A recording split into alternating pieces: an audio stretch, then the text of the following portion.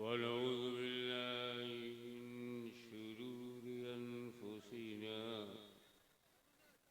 ومن سيئات أعمالنا من يهده الله فلا مضل له ومن يضلل فلا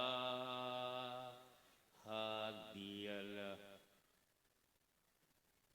ونشهد أن لا إله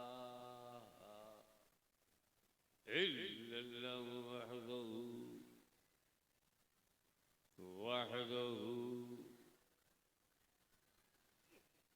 وحده لا شريك له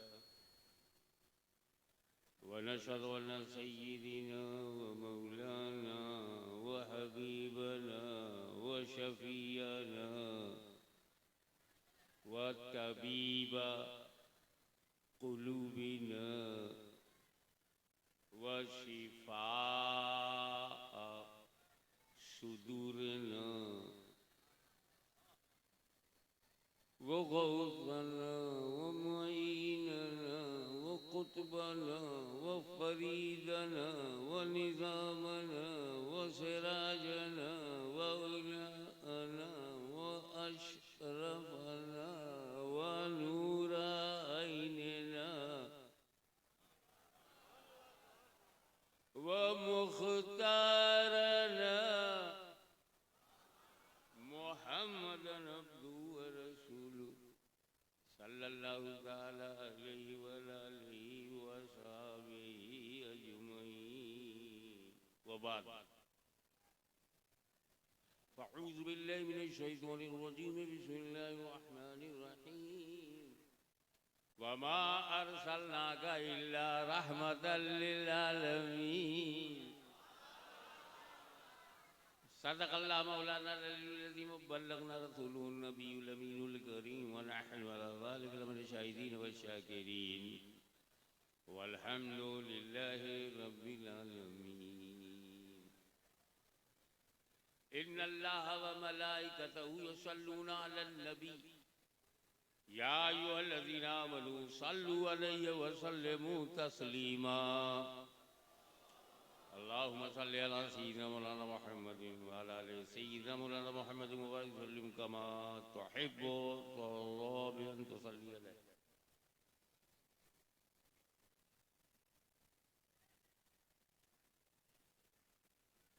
बहुत सारे हमारे जीवन में रहमतें हैं।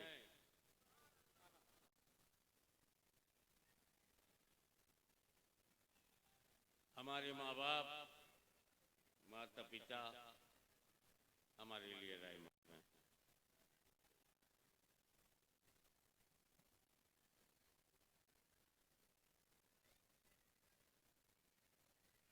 बहुत सारे दिल हमारे लिए रहमत हैं।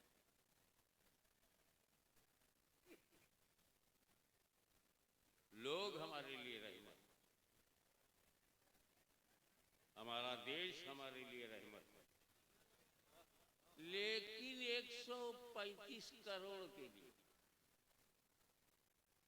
माँ बाप रहमत है अपने 4-5 बच्चों के लिए।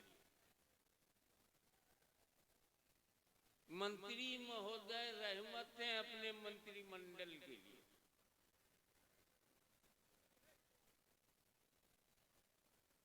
टाटा बिरला डालमिया अडानी अंबानी रहमत है अपने कर्मचारियों के लिए।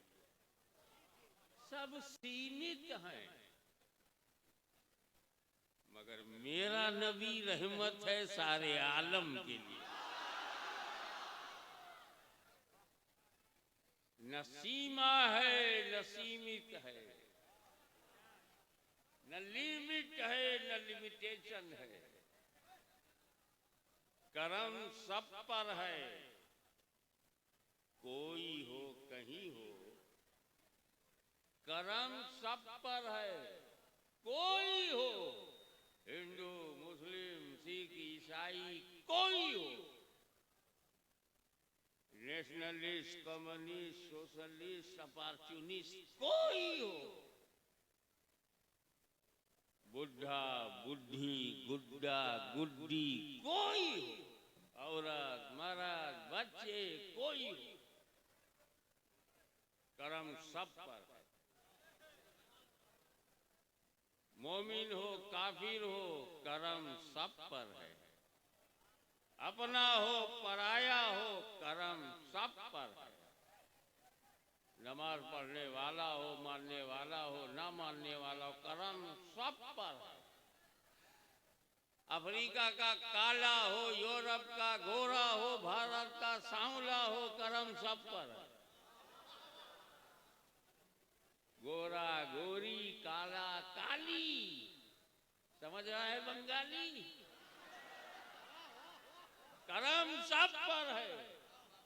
कोई हो, सैयद शेख मुगल पठान अंसारी कुरैशी मंसूरी, कोई हो, बाभन ठाकुर छतरी यादव, कोई हो, करम सब पर है। है किसी धर्म में ऐसा? इतना विशाल करम सब पर है। कोई हो और कहीं हो, ऐसा नहीं कि मदीने में हो, कहीं हो, करम सब पर है। कोई हो कहीं हो, चाहे हिंदुस्तान में हो, चाहे पाकिस्तान में हो, चाहे तुर्किस्तान में हो, चाहे अरबिस्तान में हो, चाहे इंग्लिस्तान में हो, चाहे कब्रिस्तान में हो।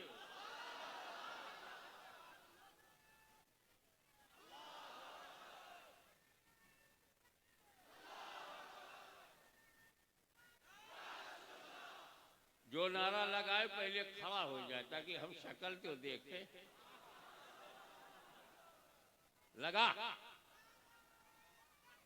अल्लाह।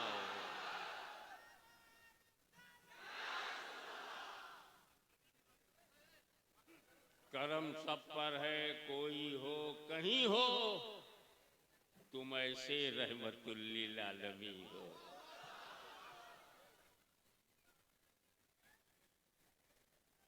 अगर हुजूर सल्लल्लाहु अलैहि वसल्लम का करम सब पर है तो पूरा मक्का मुसलमान क्यों नहीं हुआ?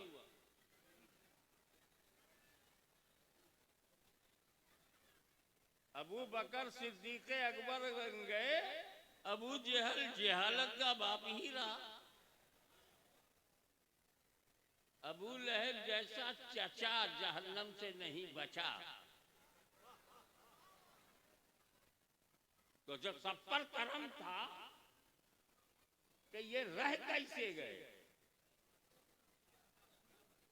क्या रसूल ने चुन चुन कर सिलेक्टेड करम किया? मेरा नबी किसी देश का नेता नहीं है जो सेलेक्ट करे, चमचों को इकट्ठा करे। वो नेता नहीं, महबूब है, मतलूब है, मंसूस है। आप ऐसा करें, आप पैर से बोलें, हाथ से बोलें, मुंह से ना बोलें। हाथ से चलाओ, मारो, पीटो, आवाज ना आए। कैसे ये कुछ नेता लोग हम लोगों को मारते हैं, आवाज नहीं आती। सीखो, मुंह से मत बोलो। अच्छा मर्द चुप हो गए तो औरतों को शौक शुरू हो गया। करम सब पर है। तो जब सब पर है तो सबको फायदा क्यों नहीं हुआ?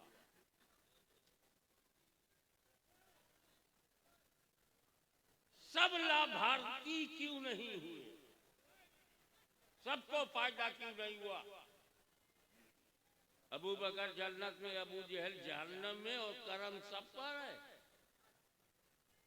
अब आपको कैसे समझो? मुझको बहुत ऊंचाई पर बैठा दिया गया और आप नीचे बैठे हो तो जरा गैप लंबा है, कैसे समझाऊं? ऐसे समझो किसान भाइयों, मजदूरों, सुन्नी गरीबों, ऐसे समझो कि पानी बरसा है,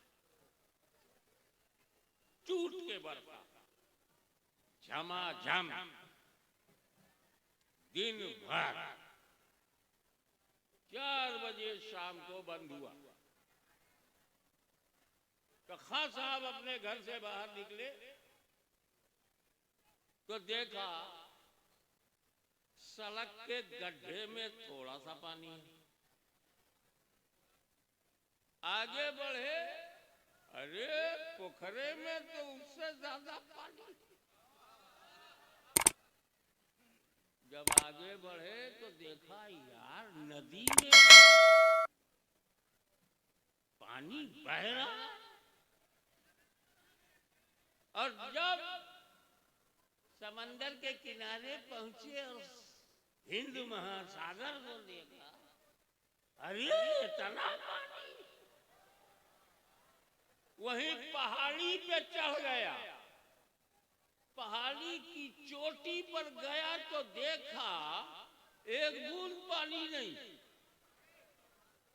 तब वहीं से बोला, मिस्टर बादल, मुंह देख के बरसते हो क्या? क्यों? गड्ढे को थोड़ा सा पानी दिया, पोखरे को ज्यादा पानी दिया, बड़े तालाब को और ज्यादा पानी दिया, नदी को उससे ज्यादा दिया, समंदर को सबसे ज्यादा दिया, अभी पहाड़ी को एक बूंद नहीं मिला।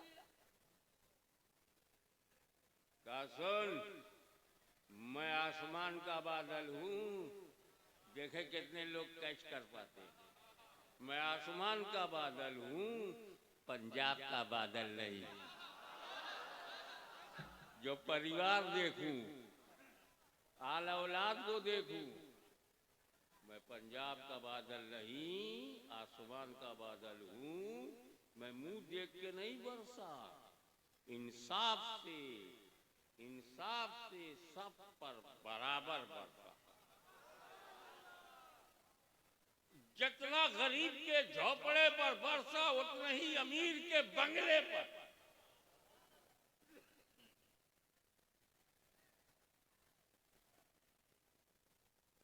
जितना मैं सड़क पर बरसा, उतना ही गड्ढे पर, उतना ही पोखरे पे बरसा, बराबर। उतना ही नदी पे बरसा, उतना ही समुंदर पे बरसा, उतना ही पहाड़ी पे बरसा। मेरे बरसने में फर्क नहीं, इनके लेने में फर्क है।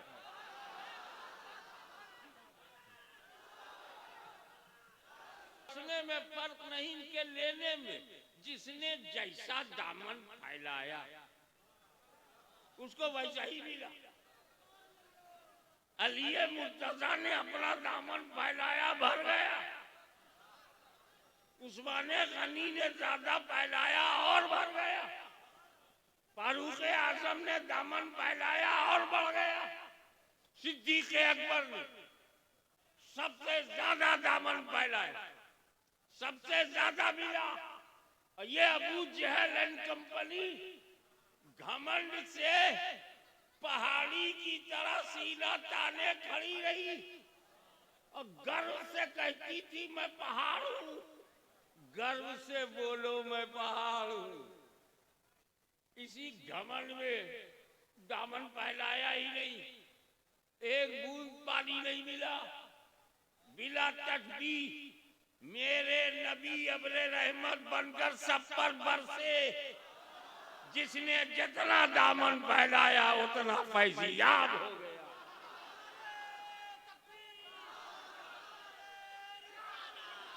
से नारा ना लगाया जाए, क्योंकि जज्बा तो है। जो स्टेज पर बैठे हैं उनमें भी तो सुन्नियत की गर्मी है, एक्साइटमेंट तो उन्हें भी होता है ना। जोश खड़े हो गए, नारा लगा दिया, कोई हर्ज नहीं।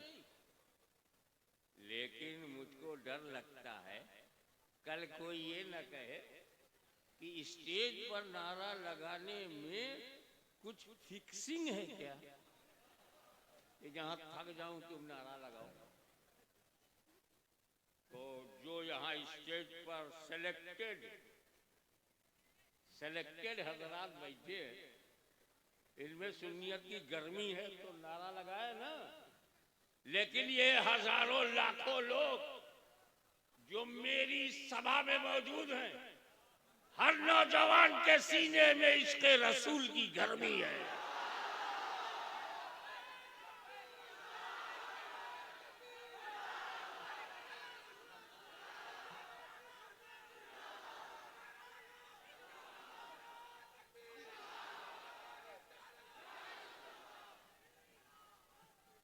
जब आवाम इकट्ठा होती है तो सत्ता परिवर्तन होता है। मंच से इंकलाब नहीं आता, जनता से इंकलाब आता है। नेता आते हैं, चले जाते हैं, 5 साल के मेहमान होते हैं, लेकिन भारत का नागरिक कल भी था, आज भी है, और जब तक ख्वाजा का हिंदुस्तान है, भारत में मुसलमान है। मना किया, मना किया, पब्लिक लगाएगी, आपने लगा।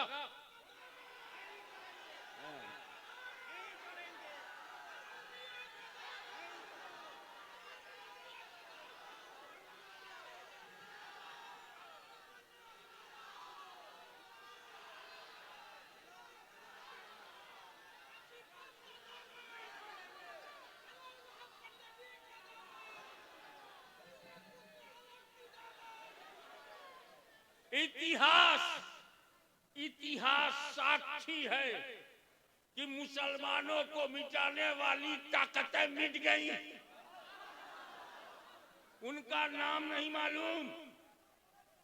जब खानदाने फातिमा को मिटाने के लिए यजीद निकला, हुसैन की नस्ल छा गई, यजीद की नस्ल खत्म हो गई।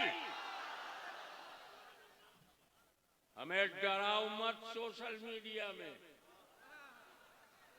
हम बद्र में नहीं डरे, उहुद में नहीं डरे, खैबर में नहीं डरे, करबला में नहीं डरे, बंगाल में नहीं डरे, बिहार में नहीं डरे, भारत में नहीं डरे, तो ये कुछ छोटी छोटी चंदेबाज पार्टी ये हमको डराने चली है। अरे पेड़ वो गिरता है जिसकी जड़ें कमजोर। इस्लाम तुम्हारा बाप भी नहीं मिटा सकता, क्योंकि इसकी जड़ों में हुसैन का खून है।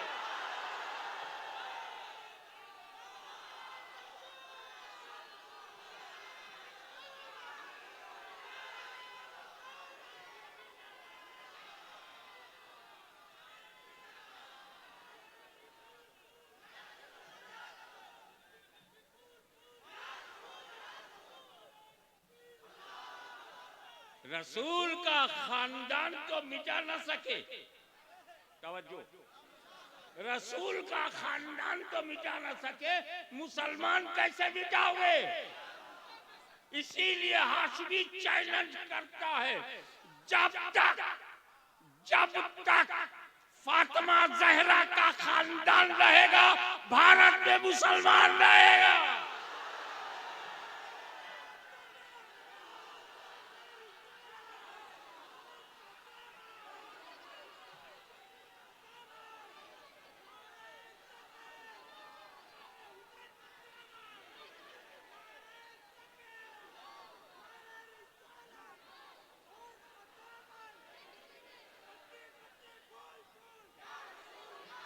अब जोश, हिम्मत और जज्बा से भरपूर हो गए तो कम टू दी पॉइंट। मैंने जो आज पढ़ी है उसमें 2 काफिरों का जवाब है। कभी इस पॉइंट ऑफ व्यू से, इस दृष्टिकोण से भी तो देखा करो। इन्ना अरसलनाका वमा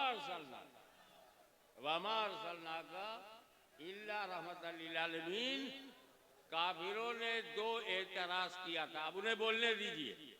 अब उनके मुकद्दर में जब नहीं है, आप बजाइए।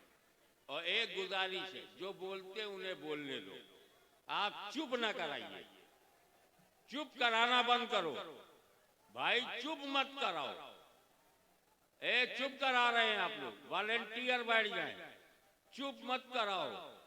वो ऊपर से बोले नीचे से बोले, बोलने दो। वो जबान नहीं, हवा है, चाहे कहीं से निकल जाए। आप चुप कराना बंद कर दीजिए, वॉलेंटियर साहब बैठ जाइए, और जो बोलते उन्हें बोलने दीजिए प्लीज। काफिरों के सामने नहीं बोलते, कम से कम अपनों में तो बोल रहे हैं। काफिर आ जाए, कोई बजरंग दली तक चुप रहेंगे, अली अली करने वालों के सामने बोले, ठीक है बोलो, मुकद्दर जैसा होगा वही तो करोगे। चुप कराना बंद कीजिए प्लीज। मैं देख रहा हूं, मुझे नजर आ रहा है कि कुछ लोग इंतजाम में लगे हैं, छोड़ दीजिए। वो गाड़ी जा रही है, जगह बना रही है, और आप बोलेंगे तो मुझे बहुत अच्छा लगेगा।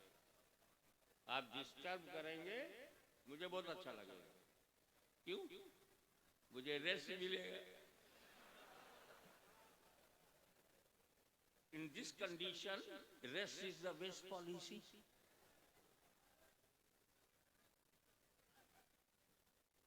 इसमें दो ऑब्जेक्शन का जवाब है।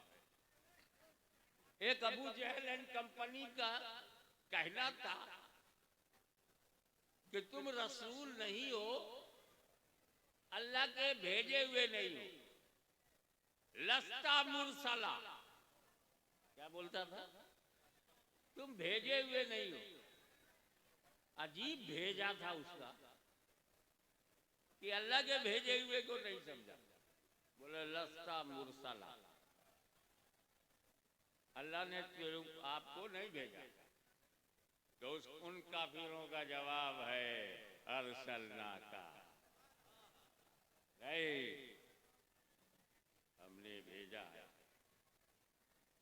और एक दूसरे काफिर हैं जो कभी कभी नमाज पढ़ते हुए वे दिखते हैं। उन्होंने कहा नहीं, रसूल तो हैं, नो डाउट ये रसूल है, अल्लाह का भेजा हुआ बंदा है, लेकिन हमारी तरह उनका जवाब दिया, अबे तू तो अपनी बीवी बच्चों के लिए भी रहमत नहीं है, ये तो रहमतुल्लिल आलमीन है, तेरी तरह कैसे होगी? तो रहमत बनाकर किसने भेजा? भेजना जानते हो? भेजना बहुत बोलते हो। चिट्ठी भेजी, अब्बा को रुपया भेजा, कई आदमी भेजे, भेजा भेजी भेजे बोलते हो ना। ये भेजना तुम्हारे भेजे में आ जाए तो आज समझ में आ जाए। ये भेजना जानते हो?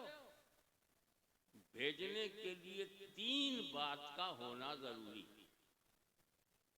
अगर 3 में से एक भी कम हुआ नहीं भेज सकते, असंभव।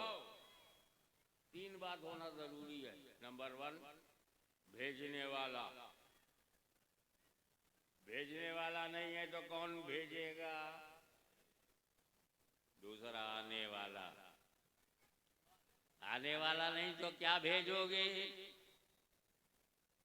तीसरा, पाने वाला। पाने वाला नहीं, कहां भेजोगे? पहले जमाने में पोस्ट कार्ड भेजते थे तो भेजने वाला मैं, जाने वाला पोस्ट कार्ड, पाने वाला एड्रेस। अभी मैं कोई हट करके आता है, जमजम खजूर भेजता है तो भेजने वाला हाजी, जाने वाला खजूर, पाने वाला उसका दोस्त। अगर ये 3 में से एक भी कम हो जाए तो क्या भेजोगे? कौन भेजेगा? कैसे भेजेगा? क्या भेजेगा? और अल्लाह ने कहा मैंने भेजा है, रसूल को भेजा है तो इस भेजने में भी तीन चाहिए, भेजने वाला, आने वाला, पाने वाला, और तीनों है। भेजने वाला अल्लाह, आने वाले रसूलुल्लाह, और बंदों की तरफ अल्लाह ने रसूल को बंदों की तरफ भेजा। भेजने वाला अल्लाह, आने वाले रसूलुल्लाह, बंदे। तो बीच की कड़ी कौन है? अल्लाह और बंदे के बीच की कड़ी। और एक बात याद रखो, जो बीच में होता है ना ऊपर के बराबर होता है ना नीचे के बराबर। जो बीच में होता है, एक लड़का आया घर पे, dad I stood second division in my examination. Dad, मैंने जब अंग्रेजी पढ़ना शुरू किया तो मैंने पूछा, भैया अब्बा को क्या कहते हैं अंग्रेजी में? बोले फादर। जब देश ने बहुत तरक्की कर लिया, 70 बरस के बाद कहा जा रहा डैडी, फादर गायब, डैडी। और 2014 के बाद डैड। अभी तक तो डैड है, अल्लाह जाने कब डेड हो जाए। Dad I stood second division. हमारे घर का उर्दू बोलने वाला बच्चा आया, ए अब्बा हम सेकंड डिवीजन पास हो गए। और काशी नगर का रहने वाला, पिताजी मैं अपनी परीक्षा में 2वीं श्रेणी में उत्तीर्ण हुआ। मतलब सेकंड डिवीजन पास हो। आप लोग ईमानदारी से बताइए, क्या सेकंड डिवीजन फर्स्ट डिवीजन के बराबर है? क्या सेकंड डिवीजन थर्ड डिवीजन के बराबर है? क्यों? हमें वो बीच का डिवीजन है, जो बीच में होता है, ना ऊपर के बराबर ना नीचे के बराबर। ए रसूल, तुम्हें खुदा ने अपने और बंदों के बीच की कड़ी बनाया। मेरा नबी खुदा और बंदे के दरमियान की कड़ी है, न खुदा के बराबर है न बंदों के बराबर है। जो खुदा के बराबर कहेगा वो गाली है, गाली। और जो बंदों के बराबर कहेगा वो बागी है, बागी।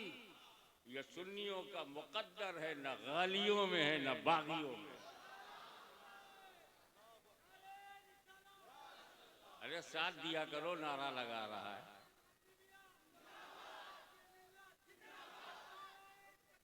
ये सही है, नारे तकबीर, नारे रिसालत, ताकि मैं भी हिस्सा लूं।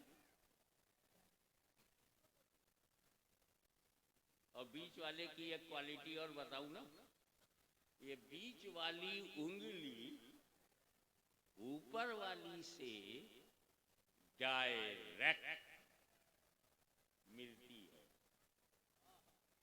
बीच वाली उंगली ऊपर वाली से डायरेक्ट, खटाखट, झटाझट, पटापट मिलती है। बीच वाली उंगली ऊपर वाली से डायरेक्ट मिलती है ना, पर नीचे वाली उंगली ऊपर वाली से मिलना चाहे तो जब तक बीच वाली से न मिले ऊपर वाली से मिल नहीं सकती। हे रसूल, आप खुदा से डायरेक्ट मिल सकते हैं, लेकिन बंदा अगर अल्लाह से मिलना चाहे तो जब तक रसूलुल्लाह से न मिले अल्लाह से मिल नहीं सकता।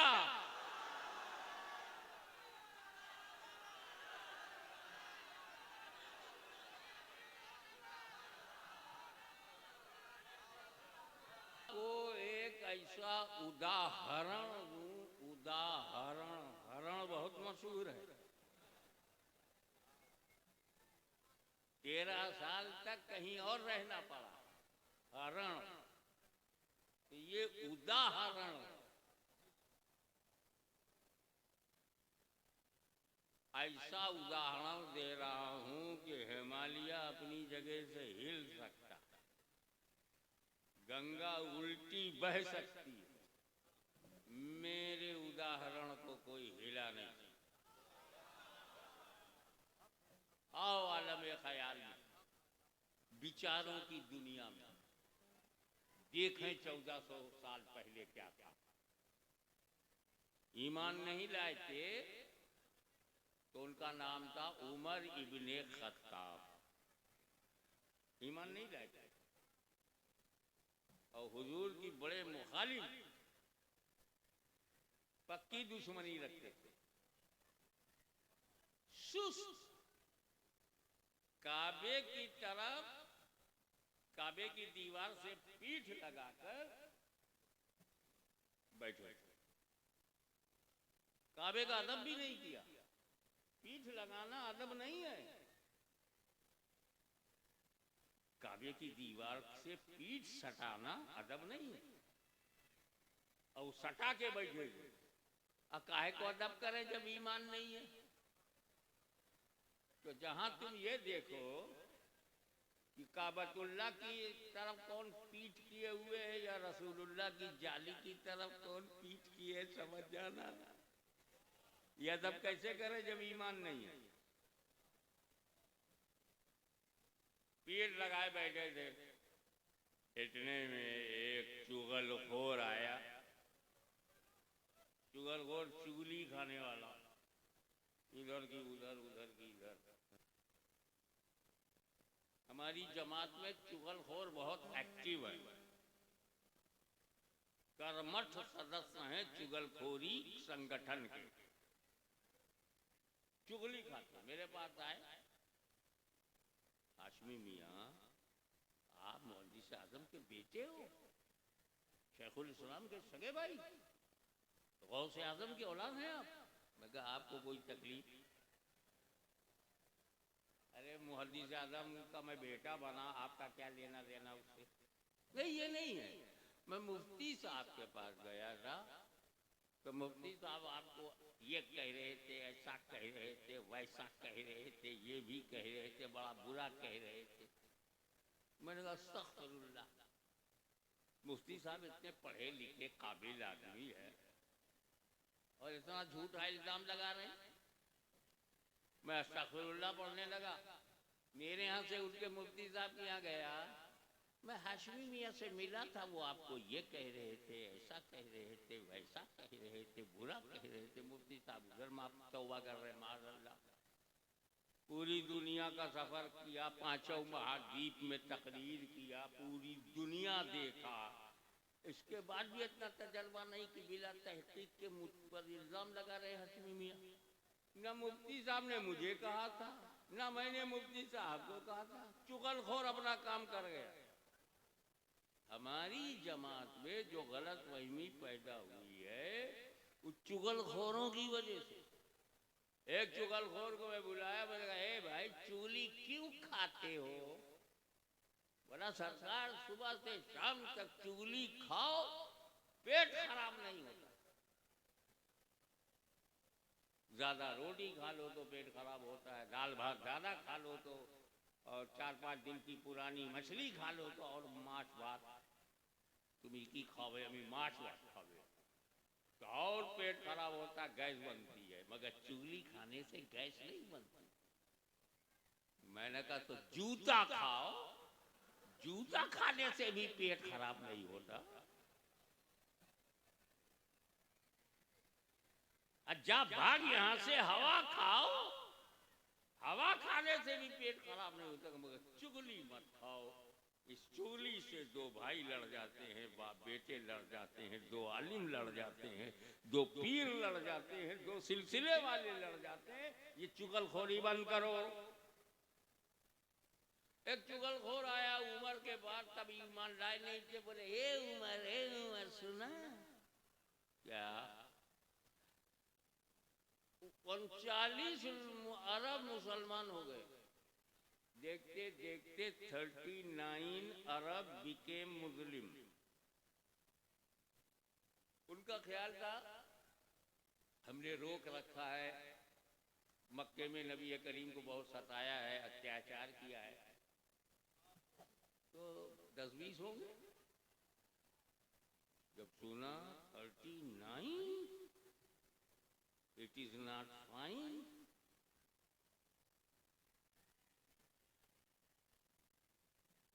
गुस्सा, बिहार की बोली में अगिया बैताल, आग लग गई।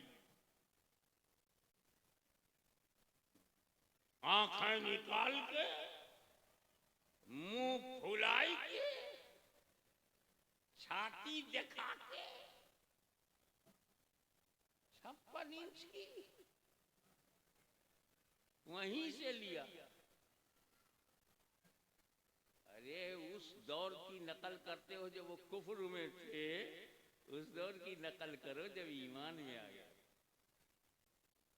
छाती दिखा के, मुंह फुला के, तलवार निकाल के, धार दिखाई के, हवा में लहराई के, गुस्से में बोले 39 हो गए, 39 बस, अब 40वां नहीं होने दूंगा। क्या बोले? 40वां नहीं होने दूंगा। समझो भाई, कहीं पे निगाहें, कहीं पे निशाना। आप लोग 40वां करते हैं ना अपने बाप दादा का, बोले 40वां नहीं होने दूंगा। उनका कहना यह था, जाऊंगा नबी करीम सल्लल्लाहु अलैहि वसल्लम को माज़अल्लाह कत्ल कर दूंगा। जब वही नहीं रहेंगे तो 39 के 39 रह जाएंगे, 40वां कोई होगा ही नहीं, 40वां नहीं होने दूंगा। क्या बोले? 40वां। ठहर के सोच, 40वां नहीं होने दूंगा। अब अगर तुम्हारे गांव में कोई मौलवी बोले 40वां मत करो,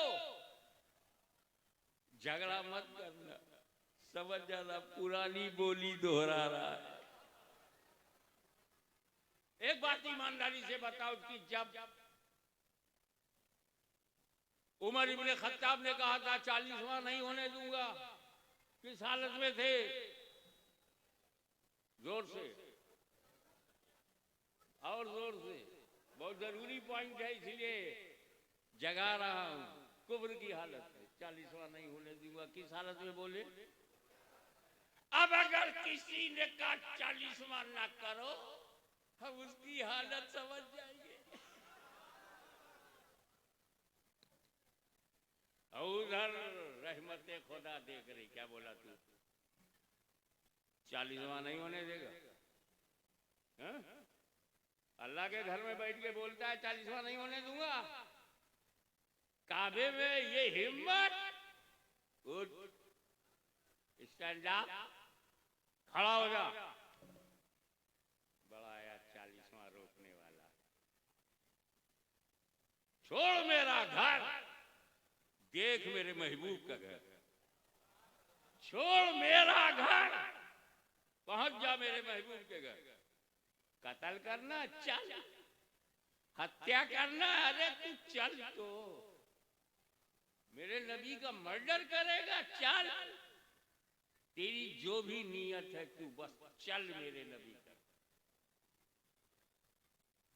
इतिहास गवाह है, निगाहे रसूल निगाहे उमर से, निगाहे उमर निगाहे रसूल से टकराई। दामन उमर को हिलाकर रसूल ने कहा, क्या तेरे ईमान लाने का टाइम नहीं आया? कदम नाज़े मुस्तफा पर जबीनी अकीदत व मोहब्बत झुका कर कहा तो ये कहा, अशहदु अल्ला इलाहा इल्लल्लाह व अशहदु अन्ना मुहम्मदन अब्दुहु व रसूलुहु।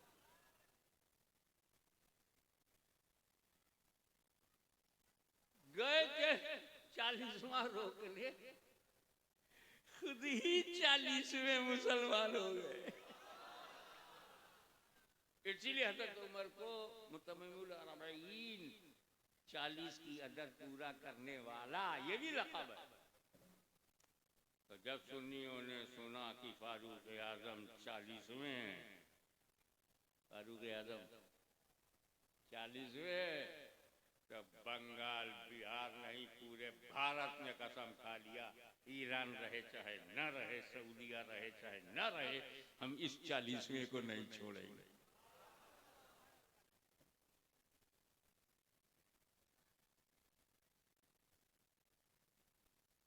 अब एक बार बताओ, अल्लाह कहाँ मिला उमर को? अल्लाह के घर में मिला, रसूलुल्लाह के घर में मिला। पोल खुल गया। पहले आलम ख्याल में बड़े अदब से अर्ज किया, सरकार अब तो आप हजरत उमर हैं, आका उमर हैं आप, अब आप अमीरुल मोमिनीन होंगे, खलीफतुल मुस्लिमीन होंगे, इंतखाबे रहमतुल लिल आलमीन। ये बताइए आपको अल्लाह मिला कब? छोटा सवाल, सरकार छोटा सा जवाब। या फारूक आजम, आपको अल्लाह मिला कब? बोले सुन, मैंने काबे पे कब्जा किया, अल्लाह नहीं मिला, और तुम तो हाजिर अस्वद चूमते हो, मैं तो चाटता था, कोई रोकने वाला नहीं था। और जब मैं कुब्र की हालत में था तो बड़ा वो था, वो क्या बोल रहा, बहुत वो। ऐसे समझ जाओ, अबू जहल बहुत बड़ा गुंडा था ना, मक्के के सबसे बड़े गुंडे का नाम क्या है? अबू जहल। वो भी इनसे डरता था, ये बड़े वो थे। खुदा नहीं मिला। मुत्ताब पे कब्जा, खुदा नहीं मिला। हतीम पे कब्जा, खुदा नहीं मिला। मकाम इब्राहिम पे कब्जा, खुदा नहीं मिला। काबे पे कब्जा, खुदा नहीं मिला। जब दामने मुस्तफा मिला तो खुदा मिला। फारूक आजम ने हकीकत खोल दी। ए मेरे रसूल का कलमा पढ़ने वालों, काबे पे कब्जा करने से खुदा नहीं मिलता। समझो मैं कहाँ कह रहा हूँ। कहते हमारा कब्जा काबे पे है, हमारा कब्जा मदीने पे, हमारा कब्जा मुसल्ले पर है। तो इन नादानों से कहो, कब्जा से खुदा नहीं मिलता। कब्जा तो अबू जहल का भी था, उमर इब्ने खत्ताब का भी था, मगर खुदा नहीं मिला। काबे पे कब्जा करने से खुदा नहीं मिलता, दामने मुस्तफा को पकड़ने से खुदा मिलता है।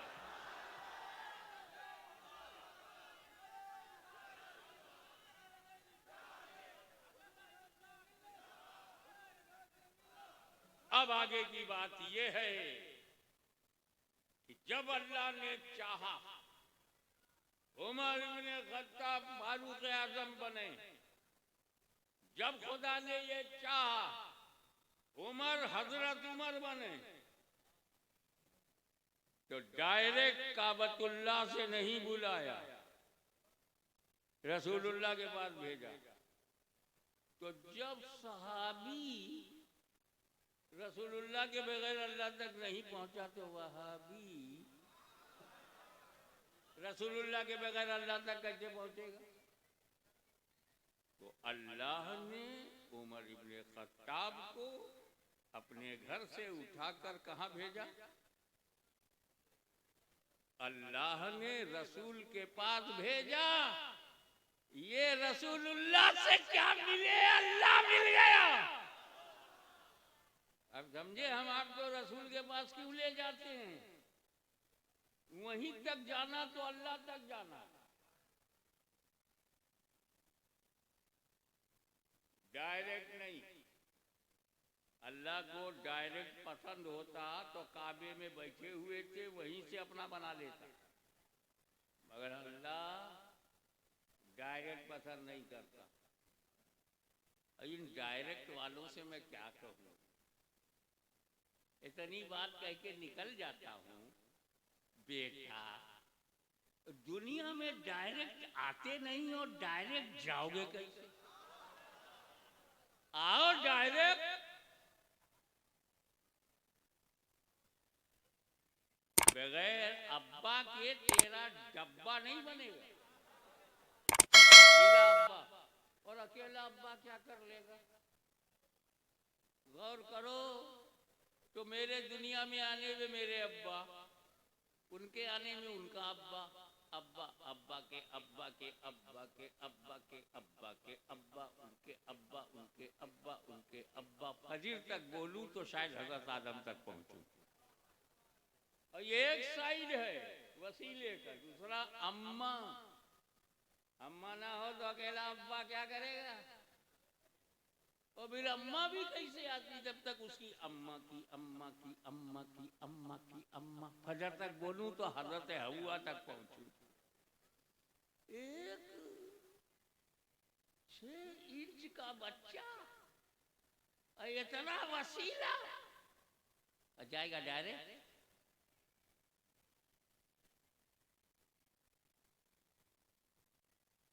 देखो हम इस मंच पर आए हैं ना, इस मंच पर सीढ़ी का वसीला।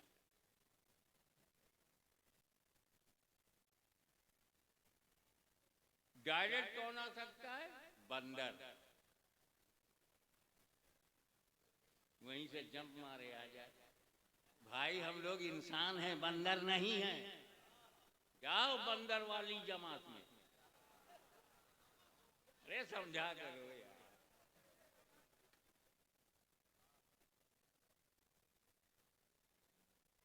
वसीला, एक बात वसीले के बारे में बताऊं, जितना ऊपर जाना हो उतनी मजबूत वसीला हो। अरे ये आज 7-8 फीट ऊपर जाना था, सीढ़ी का वसीला काफी है।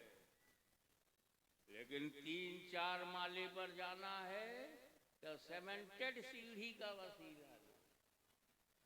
और ऊपर जाना है 24 माले पर, तब लिफ्ट का वसीला। जितना ऊंचा जाओगे वसीला मजबूत होना। और ऊपर जाना है तब 27,000 फीट ऊपर तो हवाई जहाज का वसीला लो। और ऊपर हो तब 200 मील तक तो हवा है, उसके बाद क्या है? स्पुतनिक का वसीला। और ऊपर जाना हो तब, चांद की धरती पर उतरना हो तब रॉकेट का वसीला। जहाज काम नहीं करेगा। क्या समझे? जितना ऊंचा जाना हो उतना ही मजबूत वसीला हो। और मेरे खुदा से ज्यादा, तवज्जो, मेरे खुदा से ज्यादा कोई बुलंद तर नहीं, और वसीलों में मेरे रसूल से ज्यादा कोई वसीला मजबूत तर नहीं। उसकी बुलंदी का जवाब नहीं, मुस्तफा की रसाई का जवाब।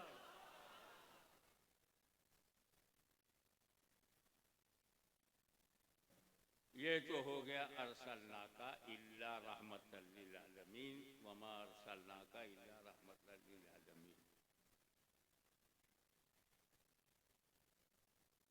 एक अरबी ग्रामर की बात समझाने की कोशिश करूंगा। अरबी ग्रामर में ये होता है कि पहले किसी बात से अगर ना कर दिया जाए और बाद में हाँ किया जाए किसी के लिए, तो वहां सिर्फ का माना पैदा हो। जैसे ला इलाहा, कोई माबूद नहीं है, इनकार कर दिया ना। कोई माबूद नहीं, धरती माबूद नहीं, गगन माबूद नहीं, आकाश माबूद नहीं, जानवर माबूद नहीं, पशु माबूद नहीं, जो दूध दे वो माबूद नहीं, जो दूध न दे वो भी माबूद नहीं, दरिया माबूद नहीं, पहाड़ माबूद नहीं, कोई भी टाइगर माबूद नहीं, कोई शेर माबूद नहीं, कोई चीता माबूद नहीं, कोई भी माबूद नहीं। ला इलाहा, कोई माबूद नहीं। फिर कहा इल्लल्लाह, सिर्फ अल्लाह।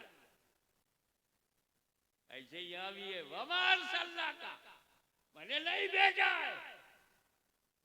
और भेजने के बाद कहा वमार सल्ला का, मैंने नहीं भेजा, इल्ला रहमतुल लिल आलमीन, सिर्फ रहमतुल लिल आलमीन। अंदाजा लगाओ, तुम्हारा रसूल, तुम्हारा नबी, आका मौला सिर्फ रहमतुल लिल।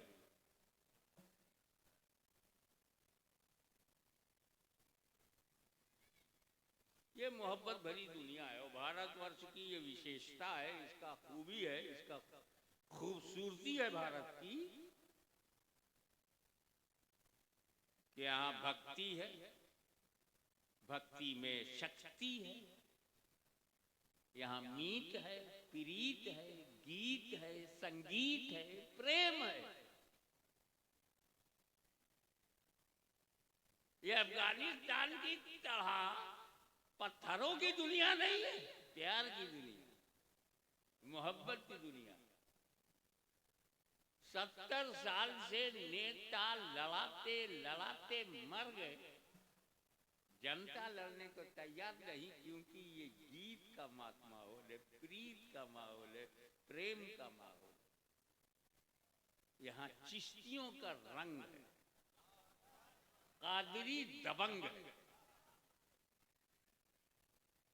प्यार और मोहब्बत की दुनिया है भारत का, ये हुस्न है, उसकी ब्यूटी है। ना शासक मिटा पाया, ना अंग्रेज मिटा पाया, ना ये रंगरेज मिटा रहा है। ये भारत का हुस्न है।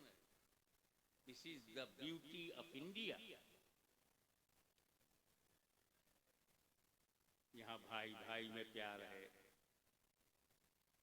भाई बहन में मोहब्बत है, दोस्त से मोहब्बत है, पीर से मोहब्बत है, उस्ताद से मोहब्बत है, गुरु से मोहब्बत है। गुरु से तो इतनी मोहब्बत है कि संत कबीर ने कहा, गुरु गोविंद दो खड़े काके लागू पाए, बलिहारी गुरु आपने गोविंद दियो बताए। ऐसा गुरु का मामला। और कुछ लोग तो देश को गुरु नहीं बनाए, मगर विश्व गुरु बनाने के चक्कर में। ठीक है बनाओ, मगर ये भारत की सुंदरता है, यहाँ प्रेम है, मोहब्बत है। कुछ बाहर से नफरत वाले आए थे, मोहब्बत वालों ने वापस कर दिया। चलो नहीं समझे तो बाद में समझ लेना, ये मोहब्बत की जमीन। और इन मोहब्बतों में कुछ ऐसे मित्र मिलते हैं कि उनकी मोहब्बत का जवाब नहीं।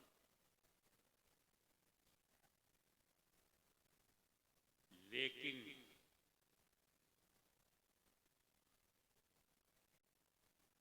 इस मोहब्बत भरी दुनिया में दोस्त की मोहब्बत को मोहब्बत कहते हो, भाई की मोहब्बत को मोहब्बत कहते हो, बाप की मोहब्बत को शफकत कहते हो, बीवी की मोहब्बत को मोहब्बत कहते हो, औलाद की मोहब्बत को मोहब्बत करते हो। लेकिन इन्हीं मोहब्बतों में एक अलग मोहब्बत है, मां की मोहब्बत। मां की मोहब्बत, मां से ज्यादा मोहब्बत करने वाला पूरे बंगाल में तुझे नहीं मिलेगा। मां से ज्यादा मोहब्बत करने वाला पूरे भारत में नहीं मिलेगा। मां से ज्यादा मोहब्बत करने वाला परिवार में नहीं मिलेगा। इसीलिए सबकी मोहब्बत को मोहब्बत कहते हो और मां की मोहब्बत को मोहब्बत नहीं कहते। ममता, मदरहुड, ममता। हमारे यूपी में तो ममता नहीं है, तुम्हारे पास घर में भी है और परदेश में भी है। मां की मोहब्बत को मोहब्बत नहीं, ममता कहते। एक अलग लफ्ज बनाया गया मां की स्पेशल मोहब्बत को बताने के लिए। वेरी वेरी स्पेशल मोहब्बत, दैट इज ममता।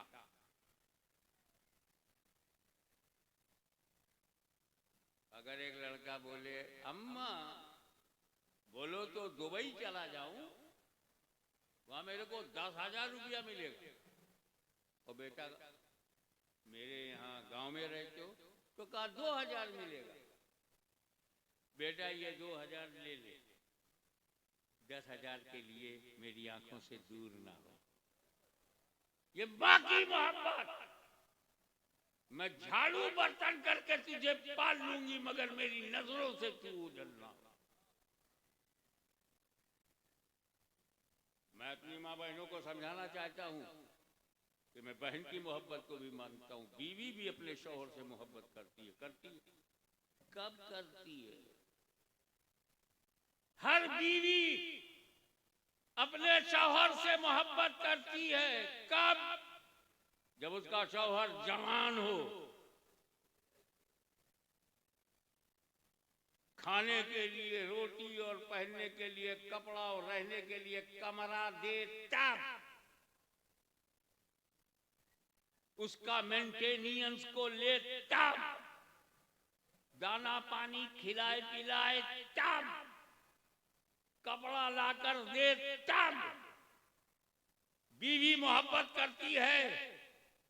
जब बीवी की ख्वाहिश को पूरी करे, तब बीवी की जरूरत को पूरी करे, तब। तो बीवी ने मोहब्बत किया जब तू जवान था, बीवी की जरूरत पूरी कर सकता था, लेकिन माँ ने तुझसे तब मोहब्बत किया जब तू हिल नहीं सकता था, तू बोल नहीं सकता था, खुद से पेशाब साफ नहीं कर सकता था। एक दिन का बच्चा, एक हफ्ते का बच्चा अपना कुछ नहीं कर सकता, पेशाब पैखाने से बच नहीं सकता, तब किसने बचाया? वो माँ। 9 महीने पेट में रखने वाली माँ, 9 महीने तक दर्द और दुखावे का झटका झेलने वाली माँ, जिंदगी और मौत की लड़ाई लड़ने वाली माँ, 9 महीने के बाद पीड़ा से पैदा किया तुझको तेरी माँ, दुखों को झेले माँ, तकलीफें उठाए माँ, बच्चे को संभाले माँ, सर्दी से बचाए माँ, गर्मी से बचाए माँ, छाती का दूध पिलाए माँ। ऐसी माँ की मोहब्बत का जवाब तुम सारी जिंदगी अपनी माँ का पैर चूमते रहो, पूरी लाइफ हक अदा नहीं होगा, माँ बाप का हक अदा नहीं होगा। सारी जिंदगी अपनी माँ की हाँ में हाँ मिलाते रहो, हक अदा नहीं होगा। गुलाम बन जाओ, हक अदा नहीं होगा। इसीलिए माँ का जवाब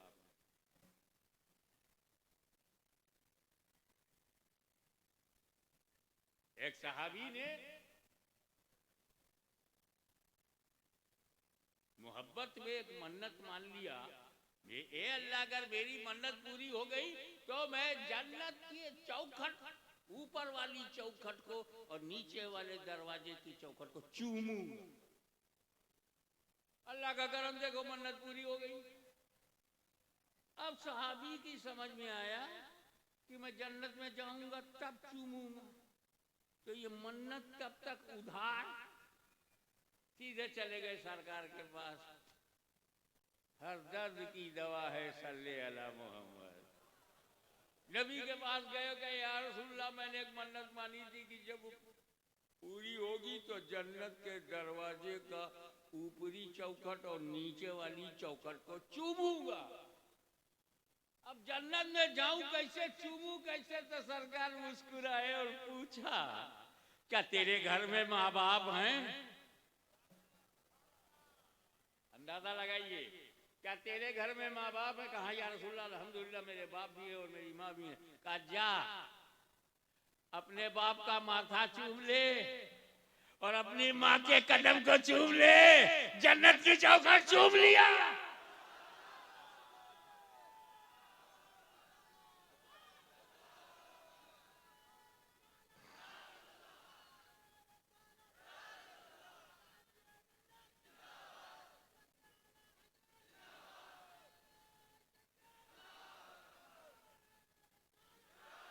आइए मैं फुक़हाए ओज़ाम और मुफ्तियाने कराम की बात करूं।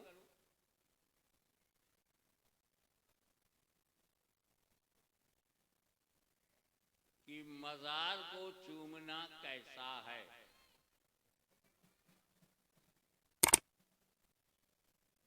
मुफ्तियाने कराम में से कुछ ने कहा बिल्कुल नहीं चूम सकते। कुछ मुफ्तियाने कराम ने कहा नहीं चूम सकते अगर वो वली है।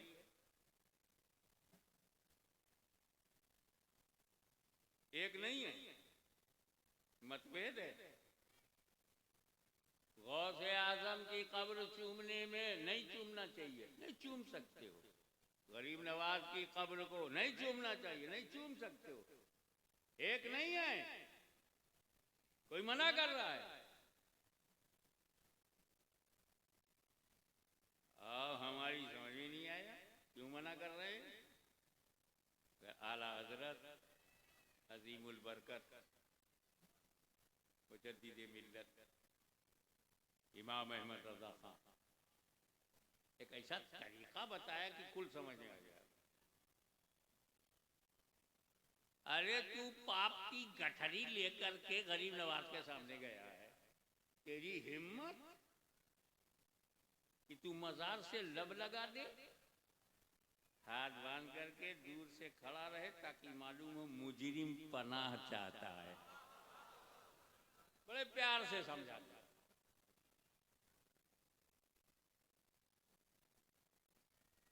मैंने एक बीच का रास्ता निकाला कि जो लोग कब्र चूमने को मना करते हैं वो भी खुश हो जाएं और जो चूमने को जायज कहते हैं वो भी खुश हो जाएं। मैंने एक बीच का रास्ता निकाला। अबे कब्र मत चूम, गिलाफ उठा ले, गिलाफ चूम ले, वो कब्र थोड़ी है। गिलाफ उठाया और गिलाफ चूम लिया, गिलाफ तो कब्र है नहीं, कब्र है। वो भी खुश, ये भी खुश, मैं भी खुश। हमारा मतलब कहने का सिर्फ इतना है, कहाँ गौसे आजम, कहाँ गरीब नवाज, कहाँ मखदूम अशरफ। चूमने में इख्तिलाफ, लेकिन एक नहीं, सारे के सारे मुफ्तियाने किराम, सारे के सारे फुक़हा, सारे के सारे उलमाए दीन का इत्तेहाद है, इत्तेफाक है, एक मत है कि बेटा अपनी माँ की कब्र को चूम सकता है। सोचो, गौसे आजम की कब्र चूमूं कि न चूमूं, मगर अम्मा की का चूमो। आला हज़रत कहते हैं चूमो, जो हराम कहते हैं वो भी कहते हैं चूमो माँ की कब्र। माँ बाप की कब्र को कच्ची है तब चूमो। अंदाजा लगाओ कि औलाद के लिए माँ बाप क्या है।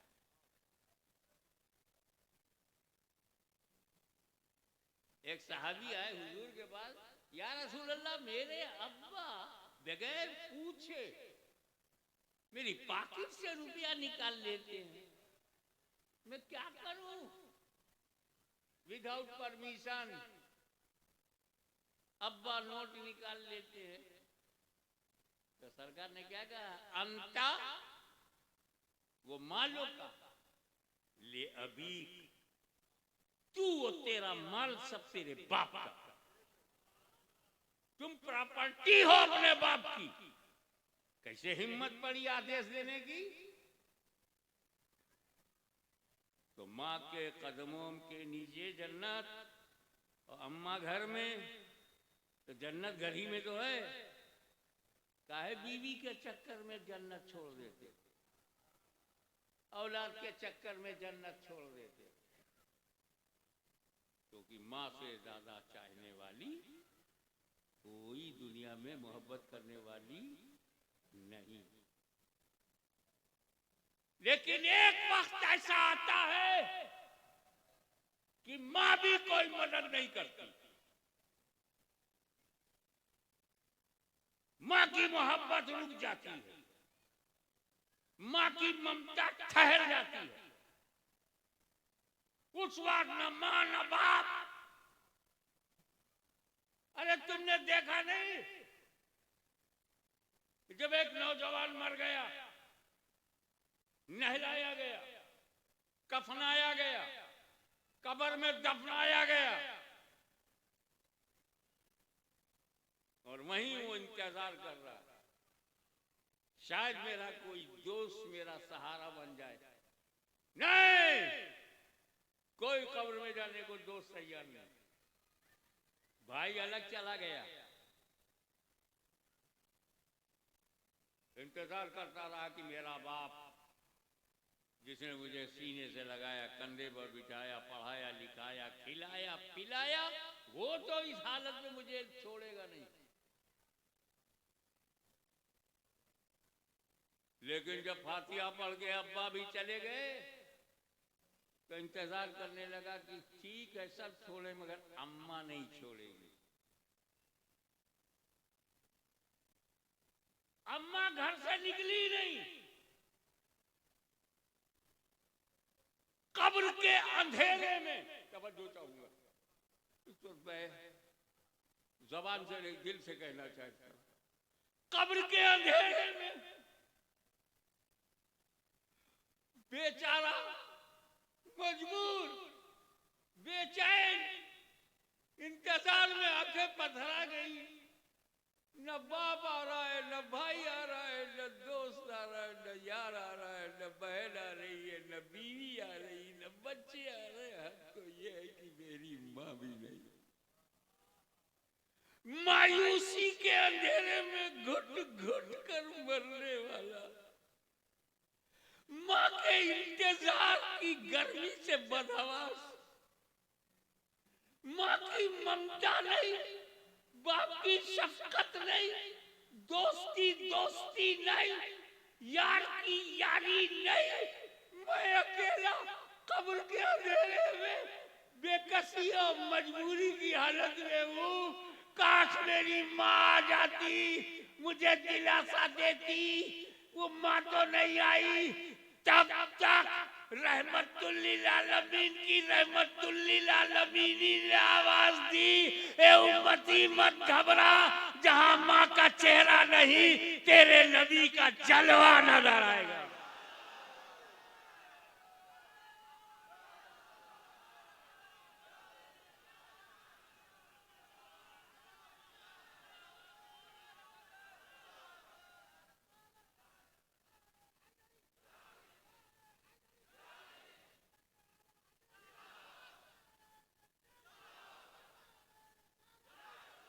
वो तुम्हारा बाप था, तुम्हारी माँ थी, उसकी सीमाएं घर तक थी, मगर मैं रहमतुल्लिल आलमीन हूं और मैं तुम्हारी जान से ज्यादा करीब हूं। अन्नबी औला बिल मोमिनीना मिन अनफुसिहिम, नबी मोमिन की जान से जैसे ही उम्मती बेजान होने लगा तो मोमिन की जान से जो करीब था उसने अपना चेहरा दिखाया। इधर फरिश्ते ने पूछा, मा कुंता तक़ूलु फी हाज़र रजुल, तुम इस आदमी के बारे में क्या कहा करते थे? उधर मदीने वाले का जलवा सामने, उम्मती माँ को भूल गया, बाप को भूल गया, सारी दुनिया को भूल गया और जलवे रसूल में नहाने लगा। ऐसा रसूल जो हमें बंगाल में भी न छोड़े, जिंदगी में भी न छोड़े, जवानी में भी न छोड़े, बुढ़ापे में भी न छोड़े, और जब सारी दुनिया छोड़ दे कब्र में तो कब्र में न छोड़े। वो रसूल जिसने हमें दुनिया में नहीं छोड़ा, कब्र में नहीं छोड़ा, हश्र में नहीं छोड़ेंगे, जन्नत में नहीं छोड़ेंगे, तो बंगाल का मुसलमान कसम खाता है हम अपनी जान दे देंगे मगर रसूल को नहीं छोड़ेंगे।